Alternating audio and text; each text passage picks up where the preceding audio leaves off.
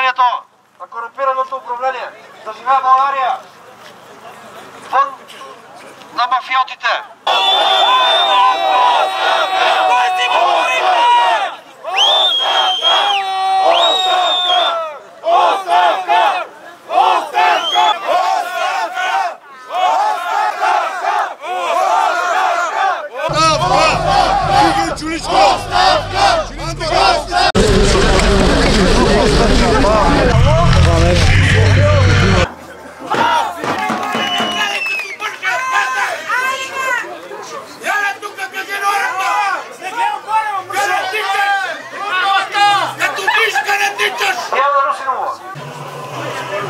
На първо място искам да кажа пред всички вас, че Тина Ивайлова не е купен журналист, както твърдят от общината.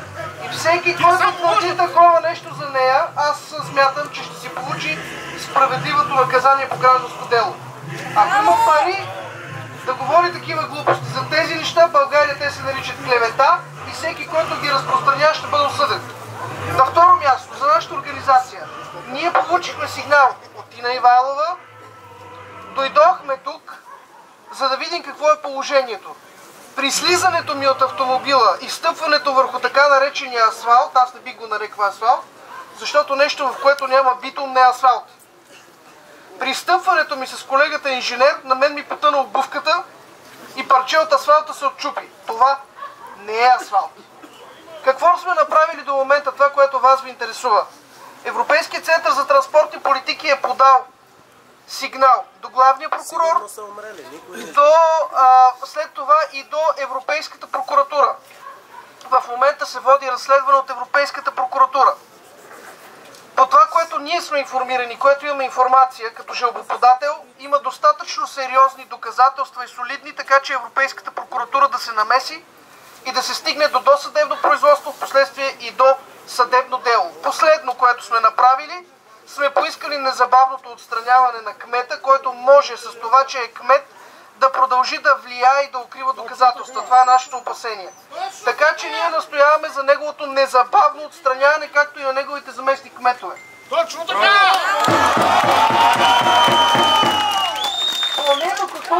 Поне докато се изясни истината, защото компетентен да каже има ли виновни или не България е българския съд и ние много дълбоко вярваме в честността на българския съд.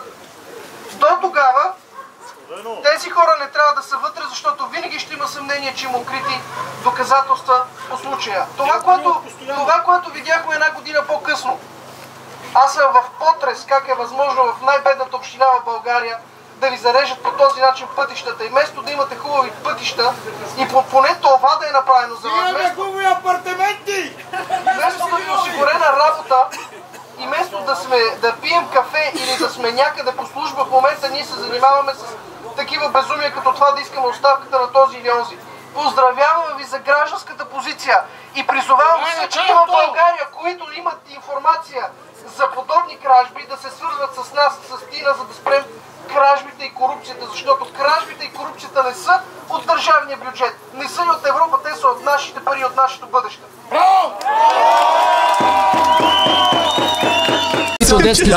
Така, не съм на детски, не съм на помощи, не съм зависим от тях.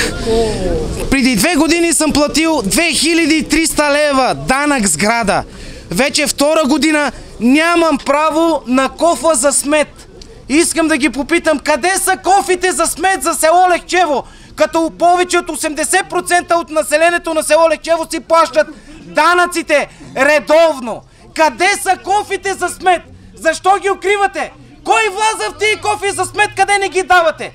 Вие ли ги използвате? Заере ли си слагате в тях? Какво правите?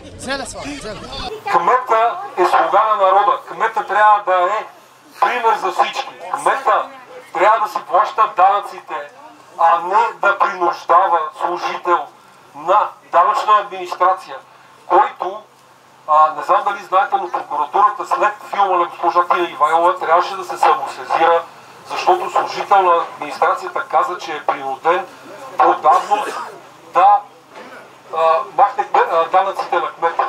Тоест човека, който трябва да се грижи за събирането на данъците, сам не се е открил, за да си плати данъците. Няма такъв много се.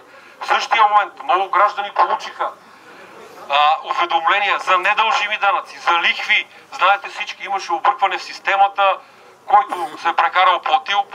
Това е безобразие. Това е едното от безобразията. Други безобразия. Не получих акт. За 2 дни забавяне за данък. Ще ти дам думата. Той е наш собствен работник, по принцип. Точно така. Значи, пак казваме, кмета трябва да е за пример.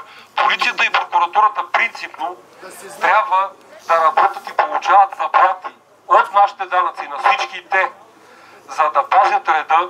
И когато, според мен и в другите държави европейски е така, има кмет, напротив, той трябва да е първия, който трябва да получи цялата строгост на закона. Разбира се, справедливо, но не да го пазиме.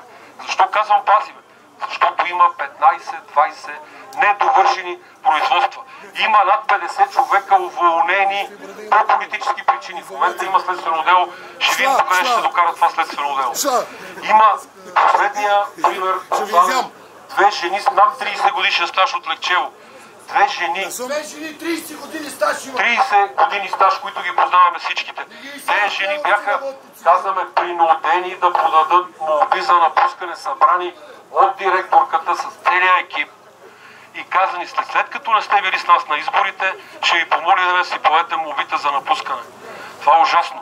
Това са жени, които всички деца ги искат. Това го знаете вие от село Лехчево. Не случайно тук Лехчево са най-шумните. Искам да им благодаря, особено на младежите, защото вие правите протести и всички други, разбирате. Хора тук им беше забранено да дойдат на протеста, който казваме е граждански категорично, организиран от писари от жена му за пореден път. Мирен протест, както виждаме, нищо, че ни пазят 24 полицаи. Нали, ние не сме дошли тук да правиме, хората си вършат работата, разбира се, нищо против тях. Това го казвам сериозно. Но... Много ми е интересно тая връзка, да видим дали е така, защото пак казвам безобразие 21 век да стоиме тук и някой да казва, че ние нямаме право да питаме, и госпожа заместник кметицата с нощи е написал един пост, че властта е дадена от Бога. Такова безобразие няма. Бога, да говори за Бог, когато карате хората да се кълнат в църкви и жената казва, гласувала съм за госпожа Таня Петрова, не като достоен човек, а заради господин Сретенев. В църквата такова безобразие няма. Това няма никой да ви го прости.